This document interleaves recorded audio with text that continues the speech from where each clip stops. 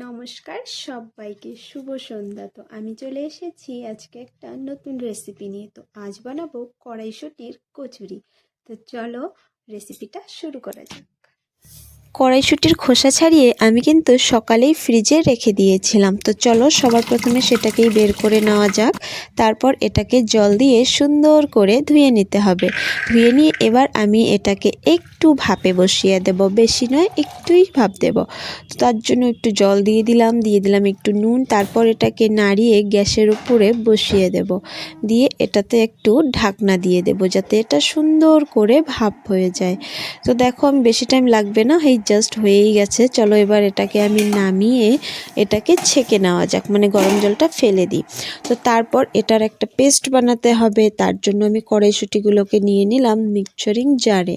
তার মধ্যে দিয়ে দেব 2টো কাঁচা লঙ্কা আর এই ছোট্ট একটা আদার টুকরো, ব্যাস আর কিছু লাগবে না।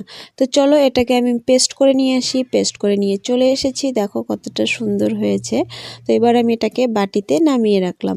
তারপর তেল গরম করে এর মধ্যে দিয়ে দেব মৌরি ভাজা, মানে ভাজা করে সেটাকে আমি আগেই গুঁড়ো করে রেখে দিয়েছিলাম। তো সেটাই দিয়ে দেব। এটা দেওয়ার জন্য কিন্তু খুব সুন্দর সেন্ট আসে যখন তেলের মধ্যে এটা পড়ে না, বাহ।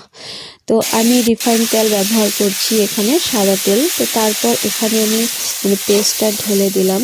তো একটু নাড়াচাড়া করে নিয়ে এর মধ্যে আমি দিয়ে দেব পরিমাণ মতো নুন। নুন দিয়ে এটাকে ভালো করে কষিয়ে নামিয়ে নিলেই কিন্তু এই পেস্টটা রেডি হয়ে যাবে। তো পরিমাণ মতো নুন দিয়ে এটাকে সুন্দর করে, কড়াইয়ে লেগে যাবে ঠিকই, কিন্তু এটাকে ছাড়িয়ে দিলেই ছেড়ে সেরকম লেগে যায় না যে পুড়ে যাবে। তো দেখো আমার কিন্তু এটা হয়ে গেছে। এবার আমি এটাকে বাটিতে নামিয়ে নেব।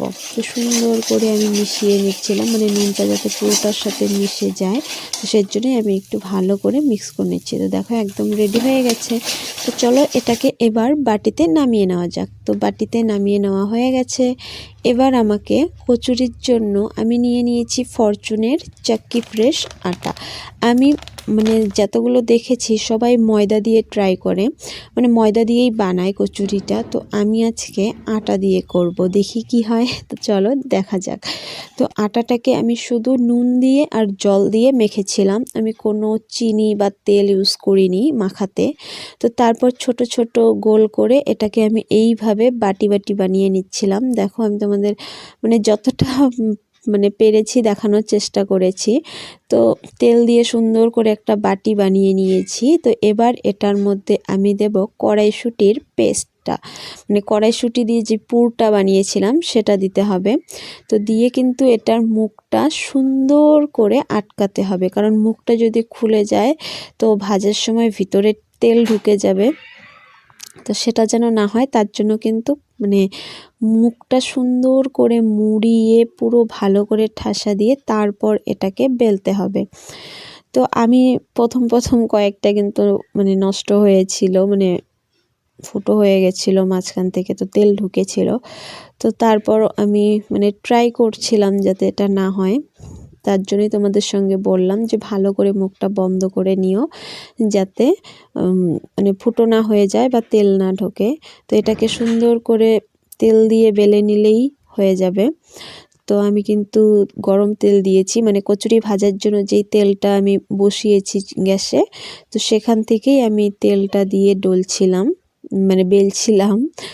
তো দেখতেই পারছো আমি ছোট ছোট করে এগুলোকে বেলে নেব, নিয়ে এটাকে আমি সোজা দিয়ে দেব তেলের মধ্যে। তো দেখো আমি কি সুন্দর করে, কিন্তু এটা ফুটো হয়েই গেছে অলরেডি। তো দেখা যাক কি হয়। আমি হাত দিয়ে ঠিক করে দিচ্ছিলাম, তবু পেছনটা উঠে গেছিলো। তো দেখো কি সুন্দর হয়েছে, একদম গোল হয়েছে। তারপর আমি এটাকে দিয়ে দেব তেলের মধ্যে। তেলের মধ্যে দিয়ে দেওয়ার পর এটাকে সুন্দর করে ভেজে তুলে নিলেই হয়ে যাবে আজকের কড়াইশুঁটির কচুরি। যাই হোক, এটা কিন্তু ফুলে গেছে কারণ এটা মুখটা ভালো করে বন্ধ হয়েছিল, আর সাইডে যে ফুটোটা হয়েছিল সেটা তেল ঢুকেনি, মানে অল্পই ছিল। আমি হাত দিয়ে যতটুক পারি ঠিক করে দিয়েছিলাম। তো আমি তোমাদেরকে দেখিয়ে দিচ্ছি কিভাবে তোমরা মুখটা বন্ধ করবে। তো দেখো এইভাবে সবার প্রথমে চাপ দিয়ে করে নিয়ে তারপর এটাকে এইভাবে পেঁচিয়ে মানে মুখটা ভালো করে বন্ধ করে দিতে হবে, পেঁচিয়ে পেঁচিয়ে তারপর এটাকে সুন্দর করে মিশিয়ে দিতে হবে। তো দেখো আমি তোমাদেরকে দেখানোর চেষ্টা করছি কিভাবে করবে।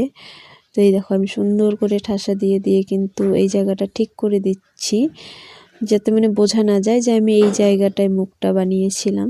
তো তারপর এটাকে তেল দিয়ে সুন্দর করে বেলে নেব।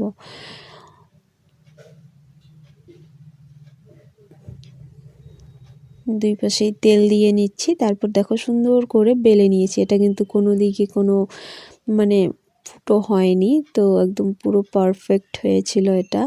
তো দেখো কি সুন্দর ফুলে উঠছে। তো কেমন লাগলো আজকের কড়াইশুঁটির কচুরির রেসিপি কমেন্ট বক্সে জানিও অবশ্যই। আর এতক্ষণ ধরে দেখার জন্য থ্যাংক ইউ সো মাচ।